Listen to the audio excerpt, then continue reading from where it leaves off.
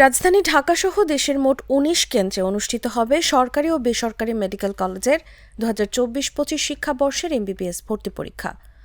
শুক্রবার সকাল ৮টা থেকেই কেন্দ্রগুলো খুলে দেওয়া হয়েছে। পরীক্ষা শুরু হবে সকাল ১০টায়। রাজধানীর আগারগাঁও শেরেবাংলা কৃষি বিশ্ববিদ্যালয় কেন্দ্রে গিয়ে দেখা যায় বাইরে হাজারো অভিভাবক অপেক্ষা করছেন। নিয়ম মাফিক ভেতরে প্রবেশ করছেন পরীক্ষার্থীরা। মাইকে বলতে শোনা যাচ্ছে ৯:৩০টার পর কাউকে প্রবেশ করতে দেওয়া হবে না, দ্রুত হলে প্রবেশ করুন। ঘড়ি বা কোনো ডিভাইস নিয়ে প্রবেশ করা যাবে না।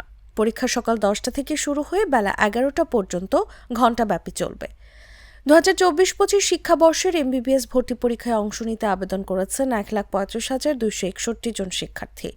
আর কোটাসহ মেডিকেলে মোট আসন রয়েছে ৫,৩৮০টি। এই হিসেবে চলতি বছর আসন প্রতি লড়বেন ২৫ জন শিক্ষার্থী। এদিকে ঢাকা মহানগরের জন্য ডিএমপি নির্দেশনায় বলা হয়েছে মেডিকেল ভর্তি পরীক্ষা উপলক্ষে ঢাকার কিছু সড়কে যানবাহন চলাচল বাড়বে। পরীক্ষার দিন এসব সড়ক যথাসম্ভব এড়িয়ে চলতে জনসাধারণের প্রতি অনুরোধ জানিয়েছে ঢাকা মহানগর পুলিশ। বৃহস্পতিবার এ সংক্রান্ত একটি গণবিজ্ঞপ্তি জারি করা হয়েছে।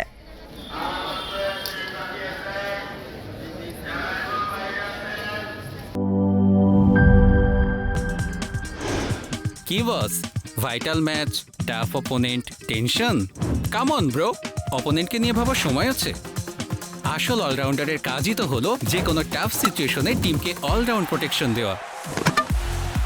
জাস্ট লাইক মাই টাইলক্স, যার অ্যান্টিব্যাকটেরিয়াল এজেন্ট টয়লেটের কোনায় কোনায় পৌঁছে ৯৯% জীবাণু ধ্বংস করে, টয়লেটের কঠিন দাগ ও দুর্গন্ধ দূর করে টয়লেটকে রাখে ক্লিন আর সুবাসিত। টাইলক্স টয়লেট ক্লিনার, ক্লিন মানেই টাইলক্স।